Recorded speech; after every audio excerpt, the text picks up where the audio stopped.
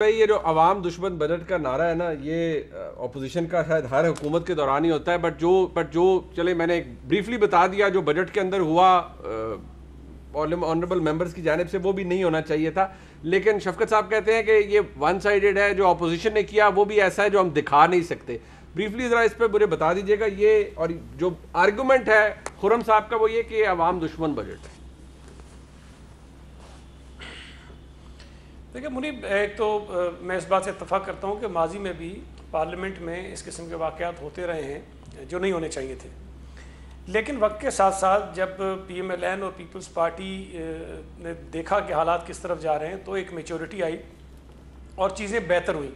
باوجود اس کے کہ وہ اپوزیشن میں تھے یا ہم اپوزیشن میں تھے، ہم اس حد تک نہیں گئے جو صورتحال آج آپ کو پارلیمنٹ میں یا صوبائی اسمبلی میں نظر آتی ہے، وہ نہیں تھی.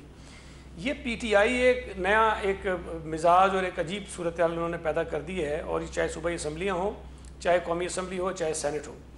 اور اس کی وجہ یہ ہے کہ جب کوئی بدتمیزی کرے گا، جب کوئی گالی دے گا، جب کوئی لڑائی کرے گا، جب کوئی ہاتھ اٹھائے گا تو اس کی پذیرائی ہوتی ہے. جب وزیر اعظم صاحب خود اس کی پذیرائی کریں گے، اس کو شاباش دیں گے، تو پھر ظاہر ہے کہ لوگ اس شاباش کو حاصل کرنے کے لیے اس حد تک چلے جاتے ہیں جو شاید نہیں ہونے چاہیے. تو میں یہ سمجھتا ہوں کہ ایک نئی ایک روایات، ایک نیا ماحول ہماری اسمبلیوں کے اندر جو پیدا ہوا ہے وہ پی ٹی آئی کے آنے کی وجہ سے پیدا ہوا ہے. اور مجھے نہیں پتا یہ بدتمیزی کا طوفان کب تک چلے گا اور کس طرح یہ ختم ہوگا، لیکن بہرحال جو ہو رہا ہے وہ غلط ہے. وہ قادر پٹیل صاحب کا کہہ رہے ہیں کہ انہوں نے گالیاں نکالی تھی مراد سعید صاحب کو، بڑی فوش قسم کی. سرکار میں آپ سے عرض کروں، میں عرض کروں آپ سے، دیکھیں بات یہ ہے کہ مراد سعید کی اگر تقاریر اٹھا کے آپ دیکھیں، جب وہ پارٹی لیڈرشپ کے اوپر جائیں گے، وہ بلو دا بیلٹ جائیں گے اور حد سے گزریں گے، تو پھر سامنے سے رسپونڈ کوئی نہ کوئی کرے گا. پرابلم یہ ہے کہ اگر یہ نہ کریں، یہ دیکھیں پالیسیز پر اعتراض کرنا، سیاست پر تنقید کرنا، ان کے خلاف بولنا کوئی بری بات نہیں، کو بولنے کا پورا حق ہے. لیکن جب پرسنل ہو جائیں گے، بلو دا بیلٹ جائیں گے، اور آپ نے یہ طے کر لیا ہے کہ بلاول صاحب تقریر کریں گے، اس کے ساتھ مراد سعید نے کھڑے ہو کے گند کرنا 1 گھنٹے تک، تو میرے بھائی ظاہر ہے کہ ہم بھی سیاسی کارکن ہیں. میرے اس آدمی جو کبھی بھی بدتمیزی کا عادی نہیں ہے، لیکن بعض اوقات مجھے بھی اسمبلی میں ان کے لوگوں کے ساتھ اسی انداز میں جواب دینا پڑتا ہے، اس لیے کہ یہ دوسری زبان سمجھتے نہیں ہیں. ٹھیک ہو گیا. میں دوسری آپ سے گزارش کروں، تھوڑا بجٹ پہ آپ بات کر رہے ہیں، میں صرف آپ نے ایک بات بڑی دلچسپ پوچھی تھی کہ انہوں نے اتنا اچھا کر لیا اور اپوزیشن کو نظر نہیں آیا اور ان کو پتہ نہیں چلا. میں تو پہلے بھی کہہ چکا ہوں کہ میرے بھائی یہ تو ان کو نہیں پتہ چلا کہ اتنا اچھا انہوں نے کر لیا ہے.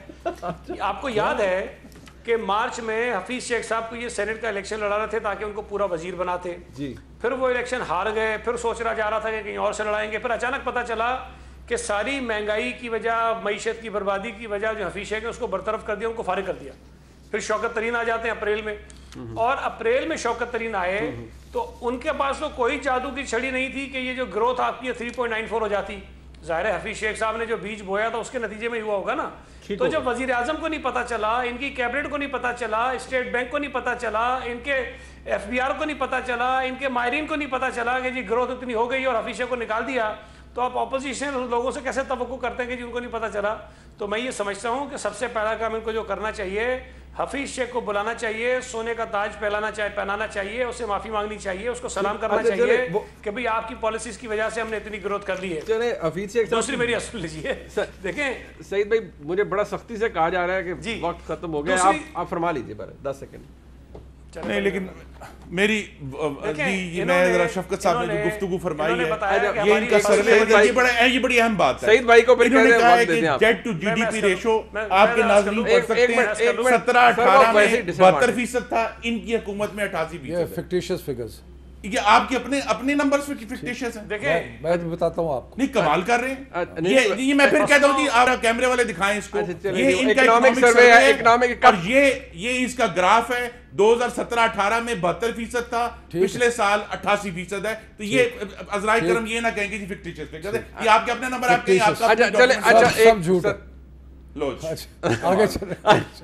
یہ جھوٹ ہے جی، یہ وزیر صاحب فرما رہے ہیں کہ یہ جھوٹ ہے. اکنامک سروے 2020-21 جی یہ جھوٹ، وزیر صاحب نے کہا ہے کہ یہ جھوٹ نہیں، ان کے پاس آرگومنٹ ہوگا نا. ایک منٹ میں سعید غنی صاحب کی بات، میں آپ کو ابھی اس وقت ٹائم نہیں ہے، میں آپ کو ایک کلیکشن بھیجوں گا. میں نے ایک جملہ کہنا تھا، میں آپ کو کلیکشن بھیجوں گا جس میں ساری ڈاکیومنٹ کیا ہوا ہے ان کے لوگوں نے، جو جس قسم کی چلے زبان استعمال کی. ٹھیک ہے بٹ سعید غنی صاحب آپ اپنی بات مکمل کر لیں کہ ساری بمپر جو ہے وہ فصلیں ہوئی ہیں اور سارا بہت کچھ ہوا.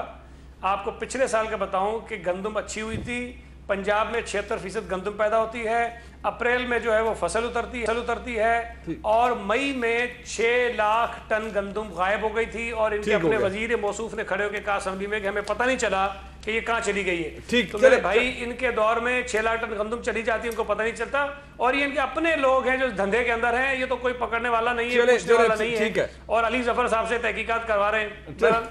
ٹھیک ہو گیا صاحب, نہیں اس میں کچھ عمری گروپ بھی ہے. ٹھیک ہے, بہرحال یہ مناظرہ کرا لے کوئی اعداد و شمار کا شفقت صاحب, یہ تو ان کی اپنی کتاب ہے, میں اب کیا کہوں. نہیں وہ مناظرہ کرانے کے لیے تیار ہے, وہ کہتے ہیں یہ فیکٹیشیس فگر ہے, وہ کسی وجہ سے کہہ رہے ہیں. شفقت صاحب بہت شکریہ آپ کا, خرم دستگیر خان صاحب آپ کا بہت شکریہ, سعید غنی شکریہ.